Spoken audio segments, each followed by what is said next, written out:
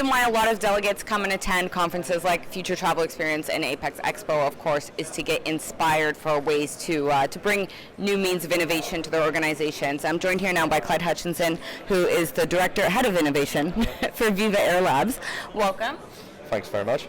So, Clyde, you just sort of gave a talk talking about your approach to innovation, and Viva Air Labs is the first sort of airline lab with a LCC mindset in Latin America, you say? Yeah, so we were actually got out operation end of last year, but really started to function at the start of this year. And really, our focus has been how do we use the fact that we're a growing airline, so we're going to be 50 aircraft in the matter of a couple of years.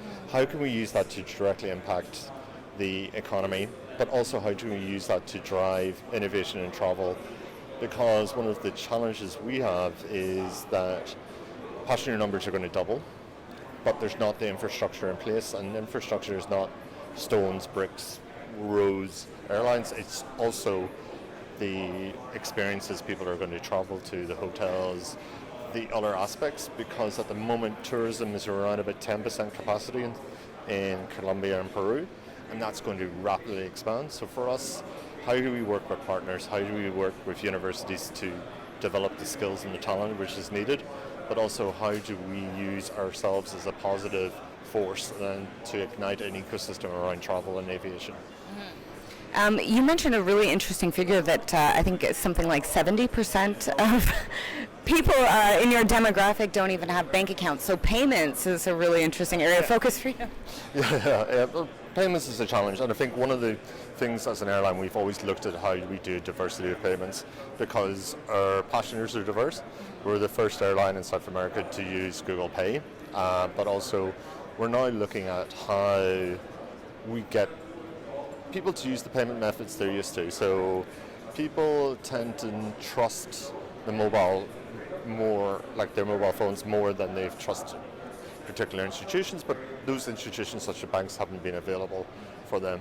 And I think for us, looking at mobile payments such as WhatsApp is a really natural progression because this is how our passengers communicate on a daily basis. So why shouldn't they use that as a method to pay for their tickets? But also, this is a way of making sure that air travel is open to people which previously would never dream of flying to their next city, never mind going to a different country within Latin America. So I'd say that your approach to innovation is a lot more practical and also sort of driven by social factors as well. Well, it's practical because we're an LCC, so therefore we're not a Lufthansa, we're not a legacy carrier, we don't have that. We don't have the time and the money to really develop these fancy, magical moonshot projects. We have to have projects which are either responsible for increasing revenue or increasing efficiencies, cutting costs, or actually are improving the passenger experience. So for me, it is the practical magic. Okay, some of the projects won't be flashy, but they're impactful. But also as an airline and as a driver of economic value, we have a social responsibility to make sure that we are bringing the rest of the economy in and letting new people to find their position in entrepreneurship, finding startups, but also working with the education systems so that they can see their career in aviation.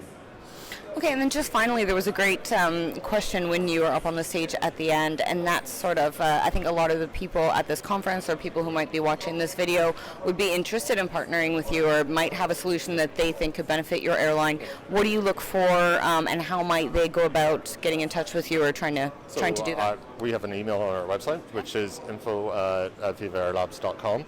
You can send an email, we'll respond to you. It will be yes, no, maybe, send us a business case, let's talk through it. This year we've already assessed 52 startups. I'm kind of lucky because I'm deeply ingrained in the startup scene through other programs such as here in Propeller Shannon. But for us, it's that, let's get talking. It doesn't need to be somebody from our industry. It can be anybody who has a good idea. And some of the best ideas just came from a student who said, I've noticed this, could you change this? And usually it's been something we've been working on and we're going, wow, you've identified this, and we're actually developing a project for that. So for us, we're an open door. We want to talk to people. We don't have a huge team. We're currently 1.5, going to 2.5, which is woo, yeah.